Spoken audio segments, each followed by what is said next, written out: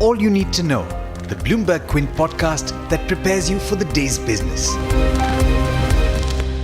Good morning, I'm Menaka Doshi and welcome to the daily morning news update from Bloomberg Quint.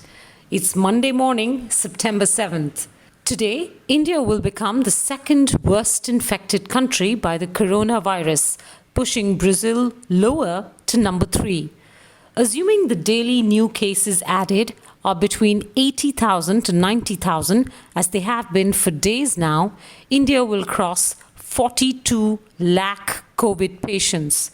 The US, at number 1 position, is at more than 62 lakh cases. Now, to be clear, most of these have recovered.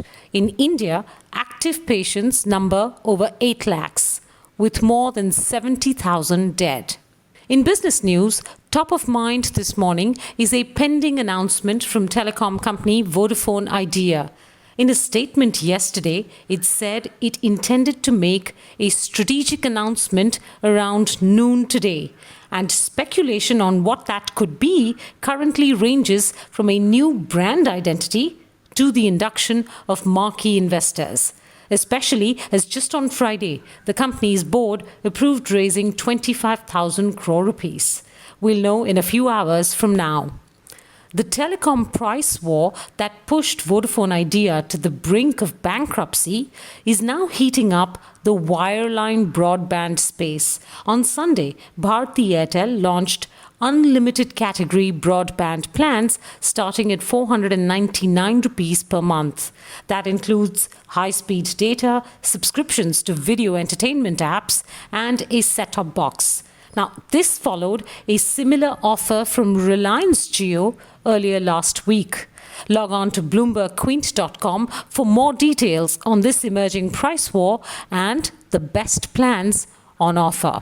Speaking of competition, Andhra Pradesh continues to be the best state in India to start a business in. This is according to the central government's Ease of Doing Business rankings for 2019. Andhra Pradesh has topped the list for the third straight year, with Uttar Pradesh and Telangana coming in second and third. Gujarat Cooperative Milk Marketing Federation, which markets dairy products under the Amul brand, will invest 1,500 crore rupees over the next 2 years to set up dairy, edible oil, bakery and potato processing plants.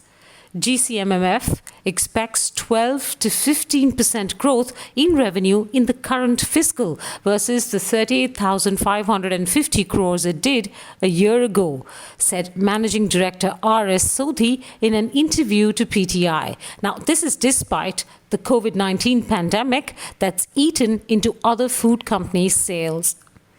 State Bank of India has planned a voluntary retirement scheme, VRS, under which about 30,000 employees are likely to be eligible.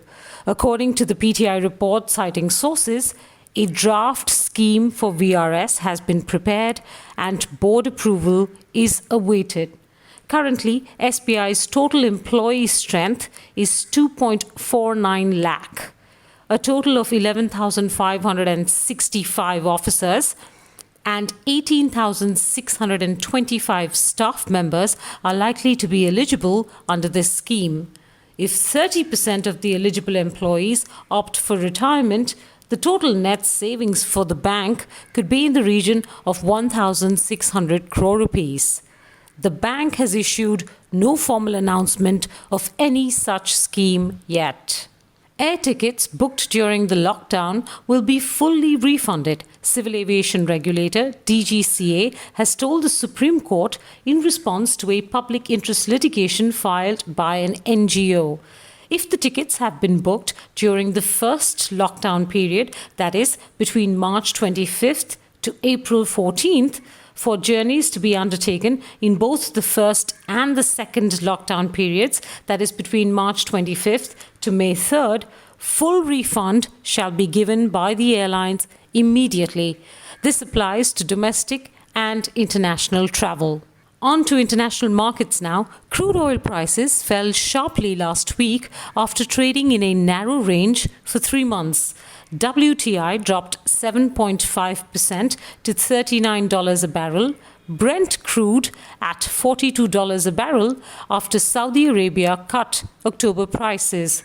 Watch for more weakness, say experts. The US unemployment rate fell by more than expected, almost 2 percentage points, to 8.4%. Now that prompted a rise in yields in the US as well as a strengthening dollar.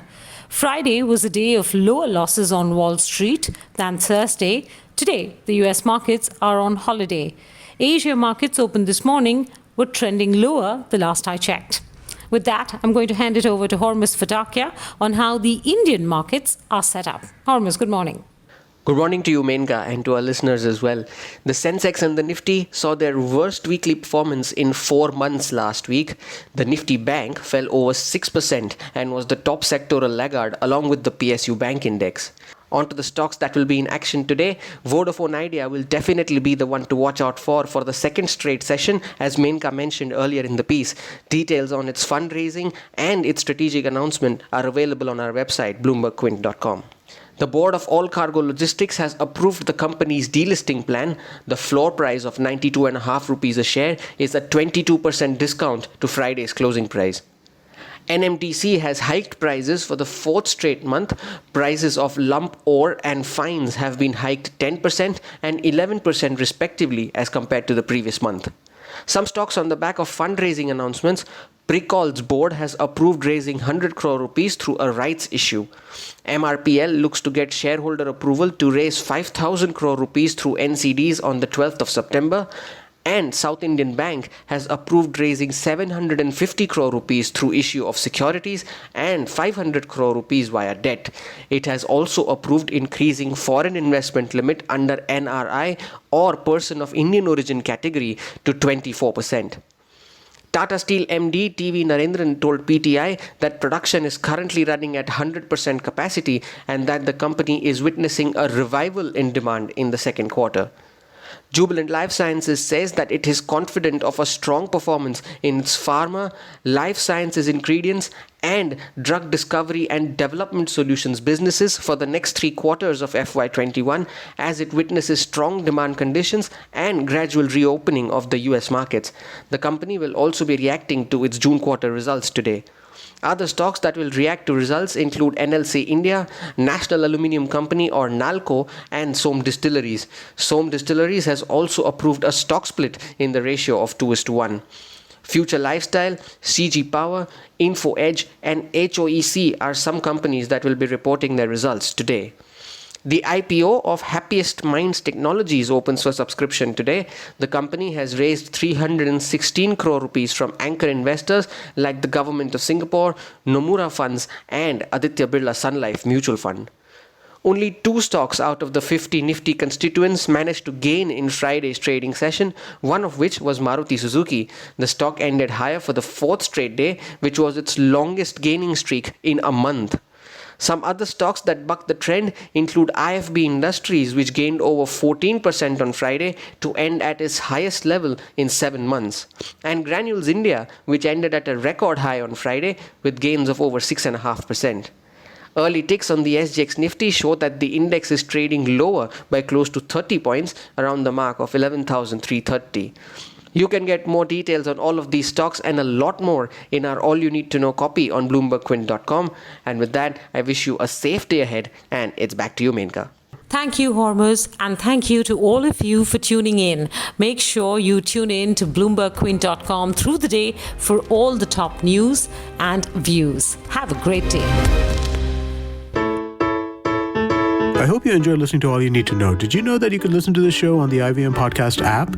On the IVM Podcast app, along with this, we have a number of other shows which you think you'll enjoy. Listen to Cyrus Says with Cyrus Brocha as the host. Listen to Paisa Vaisa with Anupam Gupta. The Scene and the Unseen with Amit Verma, or Shunya One hosted by Shiladitya Mukhopadhyay and myself.